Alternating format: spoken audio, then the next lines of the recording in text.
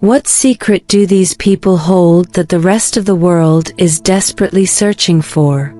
In Okinawa, Japan, home to the longest living people on Earth, they say the sun rises differently. It doesn't just light the sky, it whispers a secret. A secret that has allowed this small island in Japan to become one of the healthiest, happiest places on Earth. Here, in a land kissed by the ocean and softened by gentle breezes, people live longer than anywhere else in the world. But what if I told you, their secret isn't found in a pill, or in technology, or even in wealth? It's hidden in something far simpler, something called Ikigai. For centuries, the elders of Okinawa have woken each morning with a quiet smile, carrying a sense of purpose that keeps their hearts light and their bodies strong. Some of them are over 100 years old, yet they still walk, laugh, cook, dance, and tend their gardens. How do they do it?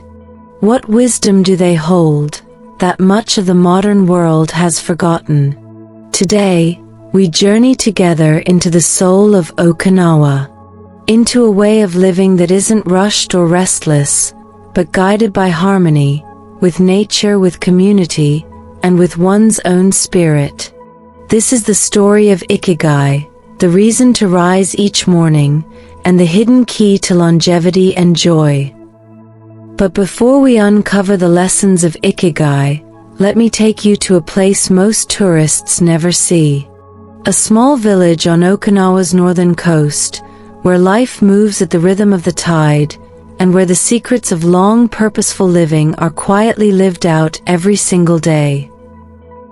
In Okinawa, the day begins not with alarms or schedules, but with the sun itself. Elders rise with the dawn, not because they must, but because they want to. There's an energy in their mornings, gentle, unhurried, yet purposeful.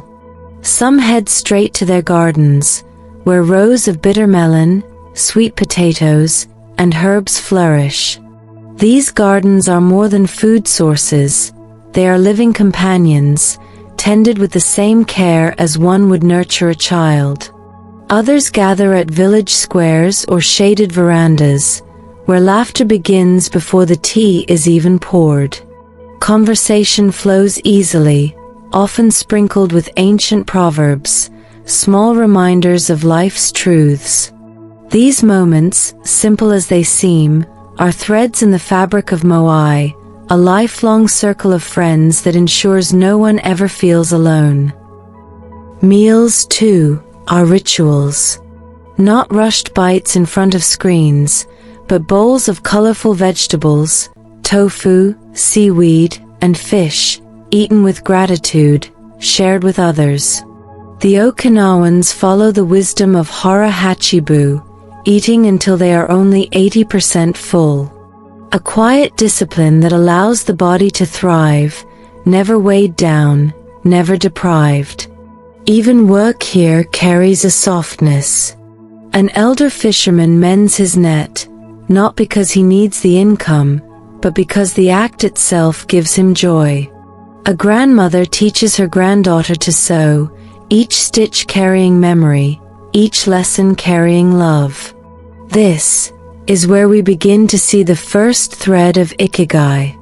Purpose is not always about grand achievements, or wealth, or recognition.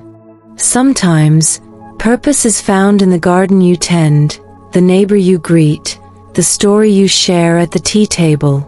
And it is here, in these small yet sacred rituals of daily life, that Okinawans reveal something the modern world has forgotten, that longevity is not built on medicine or machines, but on rhythm, meaning, and connection. But there's something even deeper at play. A hidden philosophy that explains not just how Okinawans live, but why. A single word that holds their entire outlook on life, Ikigai. And to truly understand it, we must step inside their homes, their traditions, and their stories passed down for centuries. In the heart of Okinawa lies a word that cannot be easily translated, yet its essence is felt in every smile, every meal, every step. That word is Ikigai. Literally, it means reason for being. But here, it is more than a definition. It is a compass. A quiet force that pulls you from bed in the morning, that shapes the rhythm of your days, that reminds you why life is worth living. Ask an Okinawan elder about their Ikigai, and you will not hear about retirement plans or possessions. Instead, they'll say, "I plant vegetables so my family can eat. I sing for my village because it makes them smile. I care for my great-grandchildren because they are my joy." These answers sound simple, but beneath them lies profound wisdom. Purpose does not have to be grand to be powerful. In fact, it is often the smallest, quietest reasons that give life its deepest meaning. In modern Japan, Ikigai is sometimes described through 4 circles: what you love, what you're good at, what the world needs, and what you can be paid for. Where they overlap, Ikigai blooms. But in Okinawa, it is simpler.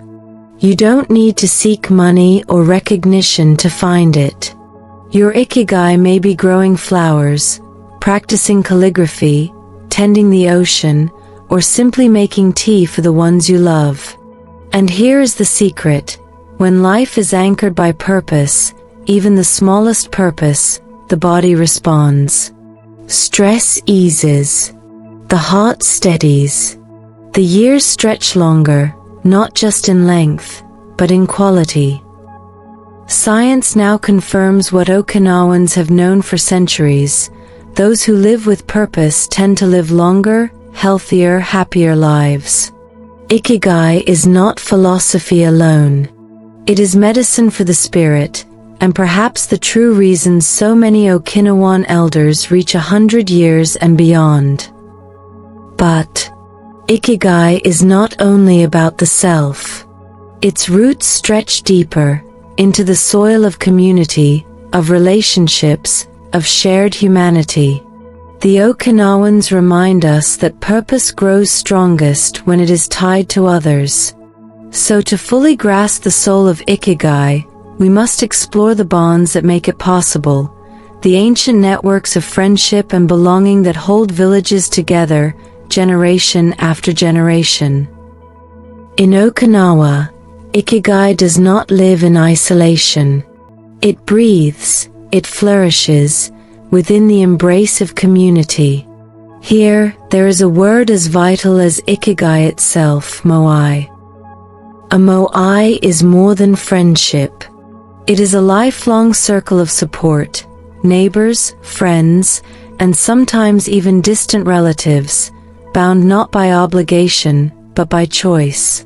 It begins in childhood, and continues into the twilight of life. In a Moai, you are never truly alone. When times are good, you celebrate together. When hardship comes, the circle carries you. Financial struggles, illness, grief, these burdens are divided until they no longer feel unbearable. And science again agrees, strong social bonds are one of the most powerful predictors of longevity. Isolation erodes the spirit, but belonging heals. Compare this to our modern world, where loneliness has become an epidemic. Surrounded by screens, many of us are connected, yet profoundly disconnected. But in Okinawa, even the oldest members of society are never abandoned. Their days are filled with shared meals, garden walks, rituals, and conversation. Their moai is their medicine, and their joy. Perhaps this is one of the greatest lessons we can learn from Okinawa, that our purpose is not meant to be carried alone. Ikigai becomes stronger when we live it with others. Your reason for being is not only about what you love or what you do, it is also about who walks beside you. But Okinawan wisdom does not end here. Beyond Ikigai and Moai, there is another secret, woven into their food, their rituals, their daily movements. A quiet lifestyle practice that may hold the final key to their extraordinary longevity. And it begins with just one simple phrase, Hara Hachibu. It means, eat until you are 80% full. Not 100. Not until you cannot take another bite. But just enough, leaving space for gratitude, for balance, for life itself. This practice is more than discipline. It is a meditation. A quiet reminder that true abundance is not in more, but in enough. Western science has found that eating less reduces stress on the body, lowers the risk of disease, and may even slow the aging process. But to the Okinawans, it is simply the way of life. A natural rhythm. A mindful pause in every meal. Consider our modern meals. Often rushed. Often mindless. We eat while scrolling, while working, while distracted. Our plates are piled high, but our spirits remain hungry. Now imagine slowing down. Imagine every bite carrying the memory of the farmer who grew it, the hands that prepared it, the earth that gave it. This is the quiet wisdom of Hara Hachibu. And so, every meal becomes more than nourishment. It becomes a ritual of gratitude, a practice of restraint, a lesson in humility. Perhaps this is why Okinawans live longer. Not only because of what they eat, but because of how they eat. Slowly, mindfully, together. But food and community are only part of the story. There is yet another secret, one that doesn't come from the table, but from the way they move, day after day. Not in gyms, not in marathons, but in the graceful rhythm of daily life. And it may just be the most overlooked key to longevity. In much of the modern world, movement has been reduced to exercise, something we schedule, something separate from life. But in Okinawa, movement is life itself. Here there are no gyms, no obsession with machines or routines. Instead, movement is woven into the rhythm of each day. They garden, they walk, they kneel and rise. They stretch with the dawn, and in these small steady motions, life extends, breath by breath. Science has confirmed what these elders already knew, that light, consistent activity keeps the body supple, the joints flexible, the heart strong. But to them, it isn't science. It is simply living. A natural dance between the body and the tasks of the day. Perhaps this is why they move with such grace, even in old age. Their bodies are not burdened by years of sedentary stillness, nor punished by sudden bursts of strain. Instead, they are cared for, like the gardens they tend, gently, daily, with devotion. It is said in Okinawa, a body in motion stays in harmony with the spirit. And so they walk not just to reach a place, but to feel the air. They garden not just for food, but for joy. They stretch not just for health, but for presence.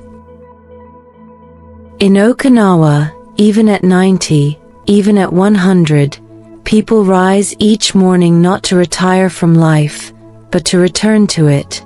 One tends the garden. Another sings in the community choir. Another tells stories to children. No act is too small, because each act is rooted in meaning. Modern science tells us that having purpose reduces stress, strengthens the heart, and even rewires the brain to live longer. But here, no one speaks of science. They simply live by Ikigai, as naturally as they breathe. Some say their Ikigai is family. For others, it is craft, or service, or community. It doesn't matter what it is. What matters is that each day has a reason. Each morning greets them with purpose. Perhaps this is the question we have forgotten in the modern world. Not, how long will I live? But rather, why do I live? And in searching for the answer, we may find not only years added to our life, but life added to our years. But this is only the beginning. Because to truly understand Ikigai, we must journey deeper into the lives of those who live it each day. Their stories, their struggles, their secrets, may just hold the key to our own lives. To understand Ikigai, we must leave theory behind and step into the lives of those who embody it. Come with me into the village. Meet Yuemi-san, 94 years young. Every morning, before the sun grows heavy, she tends her garden. Not because she has to. Her children beg her to rest. But Yuemi smiles and says, "When my hands touch the earth, my heart feels alive." For her, the garden is not just food, it is her Ikigai. The soil gives her strength. The seedlings give her hope. And the neighbors who gather at her table to share her vegetables give her joy. And this is Kenji. At 102, he still rises before the sun. Each dawn, he takes his boat to the sea. The catch is small, sometimes only enough for himself.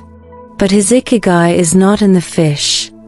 It is in the rhythm of the waves, the taste of salt air, the whispers of memory carried on the tide. Kenji says, "The ocean reminds me I am still part of something greater than myself." And then there is Ayako, the singer. She carries songs older than memory itself. Every month, she gathers the young ones and teaches them the old words, the old rhythms. Her Ikigai is legacy, to ensure her culture, her people, her ancestors, live on in every note sung by the next generation. And when Ayako sings, the room grows still. Even the children feel it, a thread connecting past and present. 3 lives. 3 Ikigai. Purpose does not retire. Purpose does not grow old. It grows deeper, richer, stronger, until the final breath. Your Ikigai is waiting. Join our community of mindful minimalists, where together we explore purpose, simplicity, and the power of Moai.